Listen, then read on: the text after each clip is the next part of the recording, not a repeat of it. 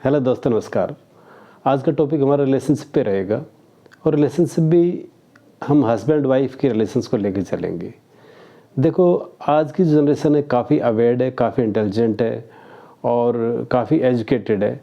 यानी कि आप ये कहो कि अपने स्मार्ट पेरेंट्स से काफ़ी स्मार्ट हैं हम। अब बात रही कि भाई एजुकेशन के बाद जब वो जॉब करते हैं तो उनका माइंड इतना ज़्यादा मीन्स चारों तरफ से घिरा होता है कि भी स्कूल लाइफ, कॉलेज लाइफ, ये फ्रेंड्स, वो फ्रेंड्स और उसके बाद जॉब का टेंशन, बॉस का टेंशन, आउटपुट का टेंशन, काफ़ी तरह की इस तरह की प्रॉब्लम रहती है। तो आज की जनरेशन पहली तो बात वो बिलीव करती है कि भी शादी ना करे, किसी तरह की रिस्पॉन्सिबिलिटी ना लेना चाहें और अगर शादी कर भी ली तो बच्चे ना करें। तो इस तरह के सिनेरियो चल रहे हैं और जो भाई कुछ परसेंटेज जो है जो शादी कर भी ले, ठीक ठाक निभाना चाहते हैं, तो उनके लाइफ में बड़े से उलझन और बड़े टंटे हैं। तो इसी के बारे में आज हम रिलेशनशिप के बारे में बात करेंगे, हाउ इट कैन बी मतलब मेक स्ट्रॉन्ग और किस तरह से भाई लाइफ अच्छी तरह चलती रही। देखो, ये एक संसार का नियम है कि जब आए हैं तो एक तरह से जनरेशन को भी आगे बढ़ाना है और हमें अपनी लाइफ को पीसफुल रखना है। तो देखो क्या होता है कि एक्चुअली जो टीनेज होती है, स्पेशली टीनेज में, उसके बाद भी बट मैक्सिमम जो इसका असर रहता है टीनेज में ज़्यादा रहता है। इसको हम एक तरह से बहकना भी कह लेते हैं। मेनली क्या है कि जो अट्रैक्शन होता है वो ब्यूटी एंड अपीयरेंस पे होता है, वो अंदर से लव नहीं होता है।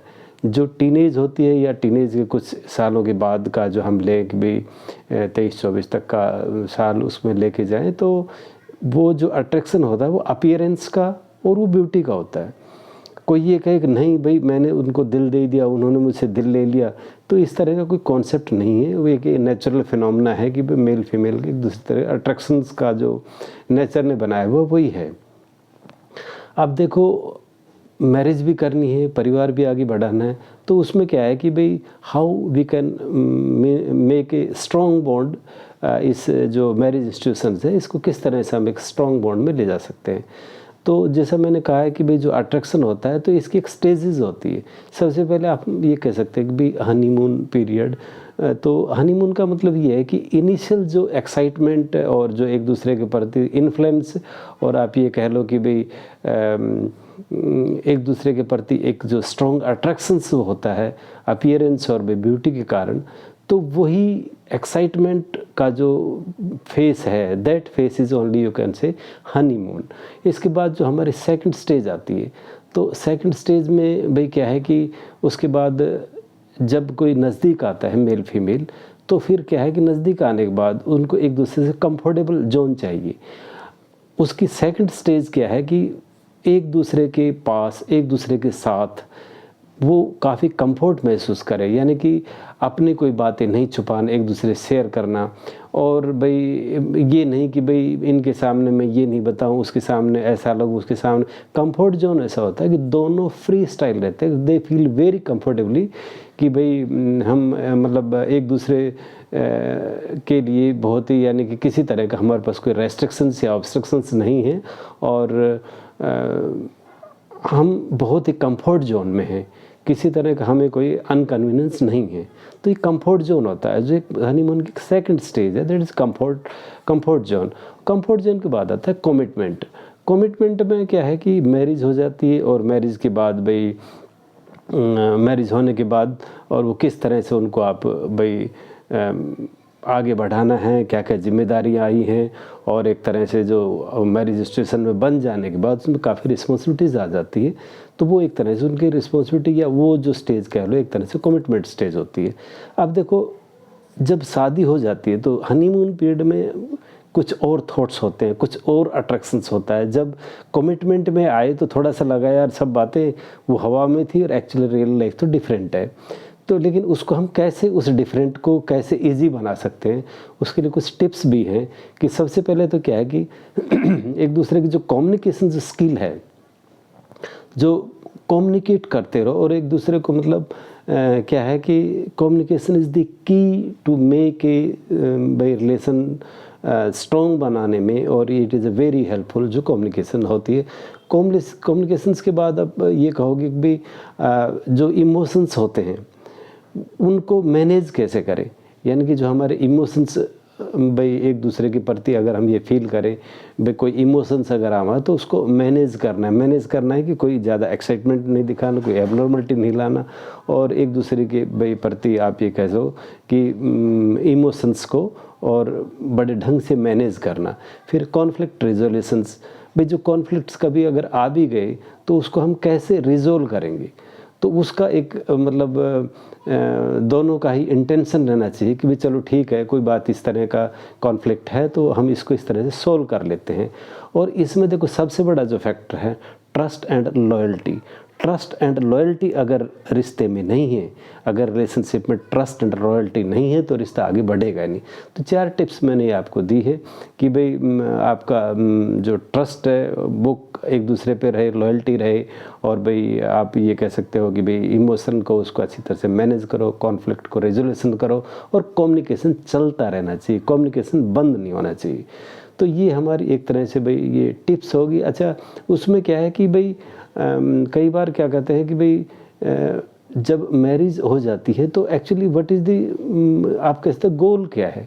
तो गोल क्या है, हमारी जो मैरिज लाइफ है, हमारी जो मैरिड लाइफ है, उसमें क्या है कि एक स्ट्रॉन्ग फाउंडेशन होना चाहिए। यानी कि जो हमारा बेसिक मैरिज इंस्टीट्यूशंस का जो भाई स्टेज जैसे स्टार्ट है तो हम इसको कंटिन्यू ऐसा हम करते रहें कि भी हमारा स्ट्रॉन्ग फाउंडेशंस क्रिएट होता रहे। तो इस तरह का ये इसका गोल होना चाहिए।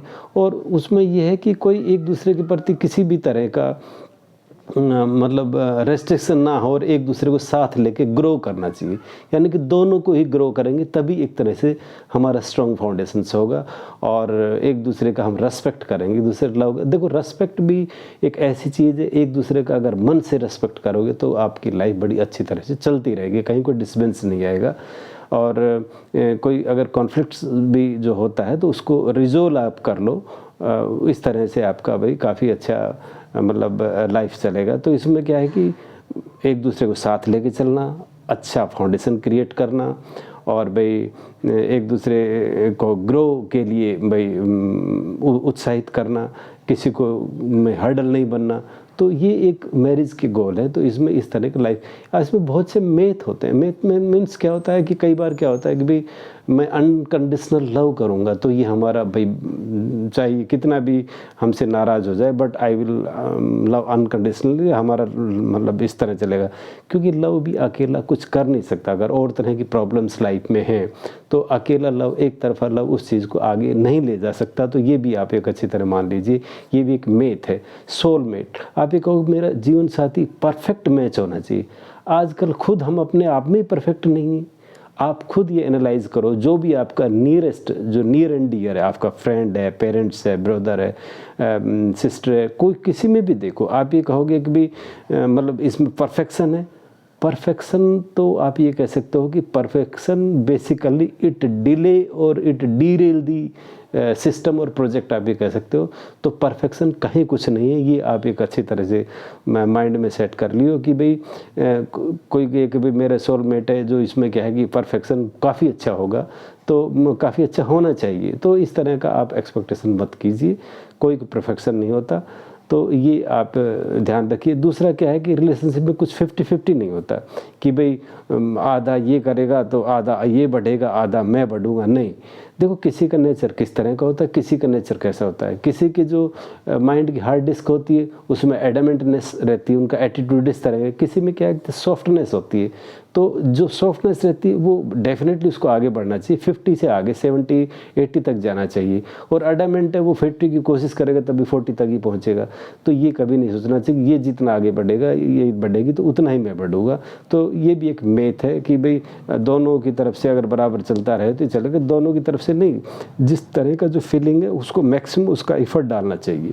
तो ये हमारे मैच। अच्छा, इसको कैसे हम कंटिन्यू रख सकते हैं, तो कंटिन्यू रखने में हम इसको ये कहेंगे भाई किसी का आप कभी लाइफ स्टोरी शेयर करो जिसके भाई अच्छा लाइफ चला है तो उसको कभी आपस में शेयर करो। किसी सेलिब्रिटी का जो भाई मैरिड लाइफ शेयर करो एक दूसरे से, कितने अच्छी तरह वो रह रहे हैं। और इस तरह के क्विज गेम्स वगैरह आप मतलब इस देखो आज की जनरेशन काफ़ी इंटेलिजेंट है, वो घुमा फिरा के एक ऐसा माहौल और एटमॉस्फेयर क्रिएट करना चाहिए कि हमारे जो है एक तरह से जो फैमिली इंस्टीट्यूशंस है वो एक अच्छा और एक एग्जाम्पलरी होना चाहिए फॉर द अदर्स। तो इस तरह का मतलब सोच के और आगे बढ़ना चाहिए। और definitely I wish that if you'll go like that then definitely will win the game, और आपकी मैरिड लाइफ काफ़ी अच्छी रहेगी। तो इसमें क्या है कि कई बार जैसे मैरिज इंस्टीट्यूशंस वाले मीन्स जो एक तरह से कंसल्टेशन वाले कहते हैं कि भाई ठीक है बिफोर मैरिज हमारे पास कंसल्टेशन के लिए आओ, आफ्टर मैरिज हमारे पास कंसल्टेशन के आओ। वैसे कंसल्टेशन की ज़रूरत ही नहीं है। अगर आप दोनों एक तरह से अपने कॉन्फ्लिक्ट ईजिली रिजोल्व कर लेते हो तो किसी को कंसल्टेशन की ज़रूरत ही नहीं है। बट क्या है कि कई बार क्या होता है कि एक रास्ता नहीं मिलता कि हम किस तरह से आगे अप्रोच करें एक दूसरे के। मान लो डेडलॉक होगा, दोनों बातचीत नहीं होती, तो उसमें किसी तरह की फीलिंग से, उसमें किसी तरह की फीलिंग से, उसमें कुछ मिसकम्युनिकेट हुआ है, उसके लिए कुछ मिसकम्युनिकेट है। तो ऐसे केसेस में कंसल्टेंसी भी ज़रूरी होती है। इस तरह से हेल्प भी लेना चाहिए। अगर किसी तरह का अगर लाइफ में कोई रुकावट है और डेडलॉक हो रहा है या लाइफ ठीक ठाक नहीं चल रही, तो you try to take a consultation, that is also यानी कि good for the marriage institution. और हमें इस चीज़ को बचाए रखना चाहिए। And we must make our life peaceful और एक तरह से भाई मतलब काफ़ी एग्जाम्पलरी दूसरों के लिए होना चाहिए। Then only you can say that your life is success, your married life is success. Thank you very much. आपका वीडियो इतना ही था। Thank you very much.